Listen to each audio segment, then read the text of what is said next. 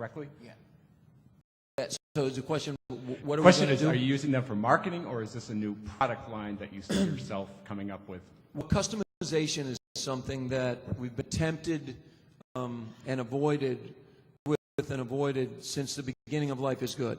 So everybody wanted Life is Good as sort of a co-brand, either with corporate or Aspen or Martha's Vineyard or whatever it was. And it's not that we think those are bad associations. Aspen and Martha's Vineyard happen to be very good associations. So is UCLA, so is Harvard University. We avoided the customization because we weren't built to do it, and we felt that the simplicity of the brand was one of its strengths.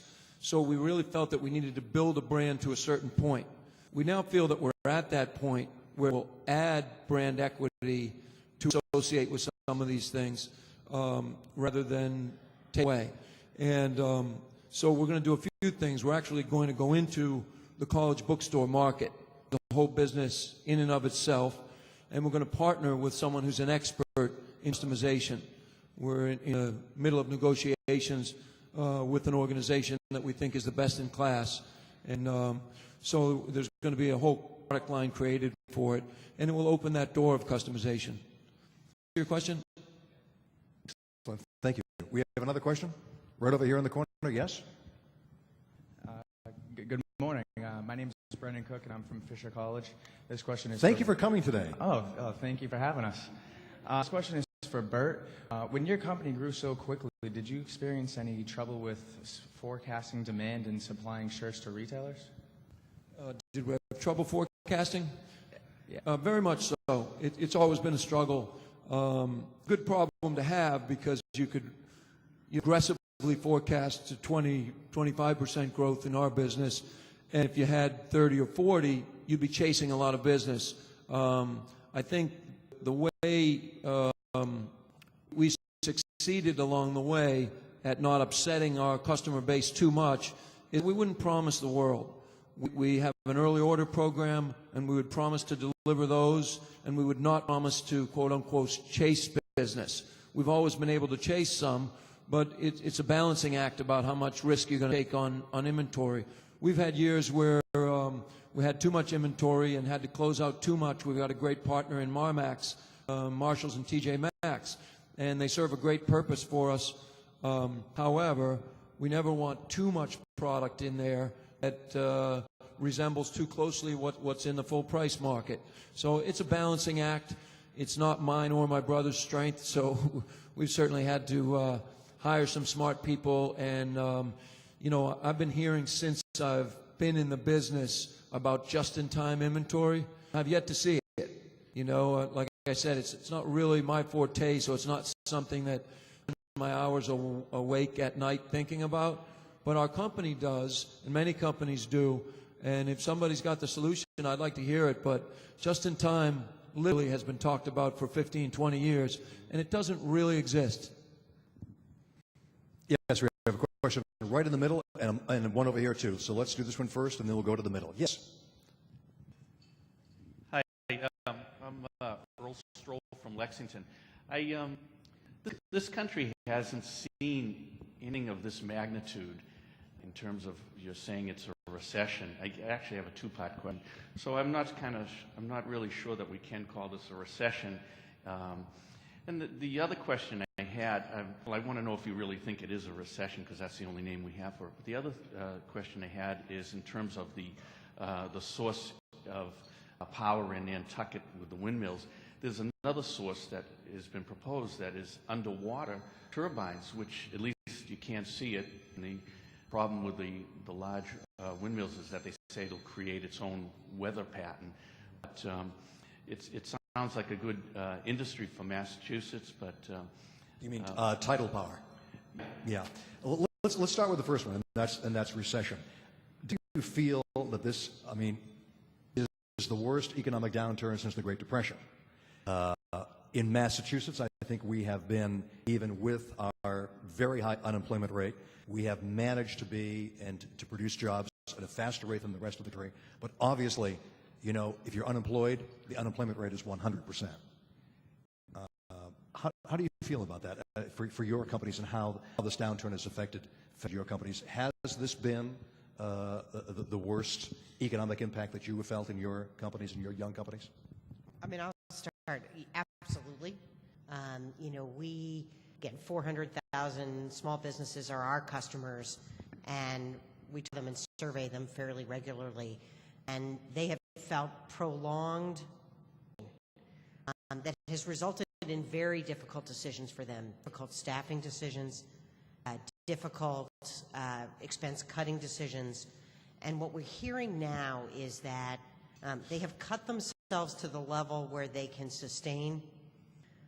The decision on when to begin reinvesting is a mystery because there's no room left to take risk. All the slack is out of the system. And in fact, what we saw, interestingly enough, is in part of 2009, small businesses were continuing to invest modestly. Big businesses cut fast. Small businesses were slower to cut because they were investing to try to survive.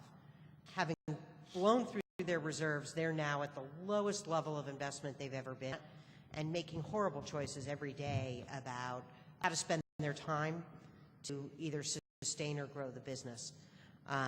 So I'm not an economist, so I don't know what to call it. Except really painful. Yes.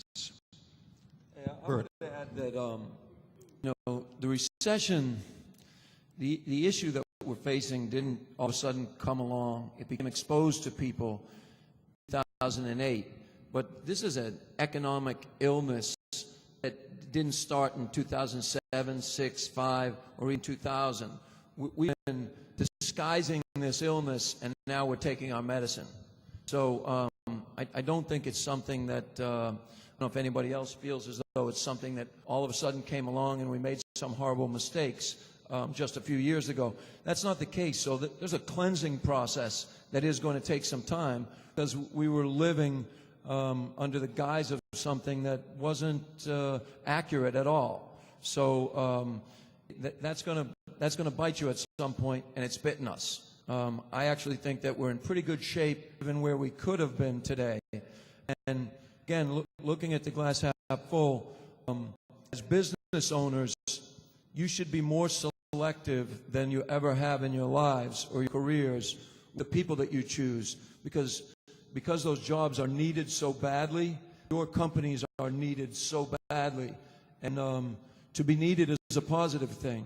So we're finding that, you know, one of the upsides of this is that as we look for replacements or new hires, the caliber of talent is higher. Yeah, I guess the other thing I would say is everyone should look really hard, long and hard at their point of difference, because if your point of difference from your competitors was not that great, being exposed right now, and it's part of the reason you're suffering, you can adjust that and you can create a greater point of difference. That's something that Life is Good has really focused on. And I feel as though now we're in a much stronger position to compete in the market. Christina? Yes. Yeah, I agree with both of you on stage, but I would like to kick it up also to macroeconomics. So at time of despair, your choices matter. So if we accept that we have had some very difficult times, we should also accept the responsibility to take ourselves out of that. We can all, as consumers, think about choices we make. In fact, I'm hosting a workshop at Boston Power on Friday this week for 50 kids and their parents to think about what is truly green. Is it okay to buy a pair of socks for $1? Or what does that mean, really? When you tell somebody it's a green product, is that true? To teach, you know, in the futures, you've got to pay attention, basically, to where you're steering your life. And for us in the immediate economy, on companies you would like to survive. If we want to have U.S. innovators stay American, frankly, my biggest experience, we got to support those companies' everyday choices.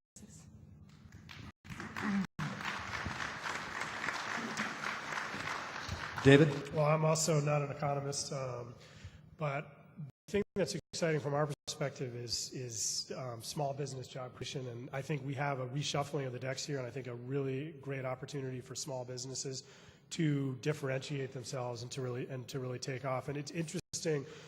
just in the election that just happened in California, there was something called Proposition 23, and it was basically a movement to unwind and get rid of a policy that was for climate change and creating clean technology companies. And the premise was that we should put this thing on the shelf until employment is reduced below 5.5%.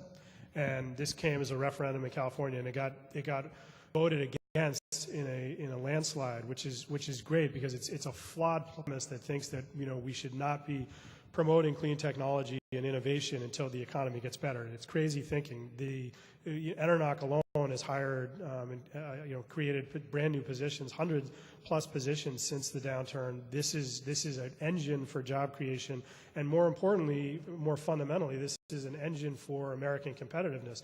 You mentioned earlier, China and other nations are really investing in clean energy and are frankly eating our lunch. And this is an opportunity, this is a once-in-a-generational opportunity for America to invest in the clean energy future that's coming and really to cement our competitiveness.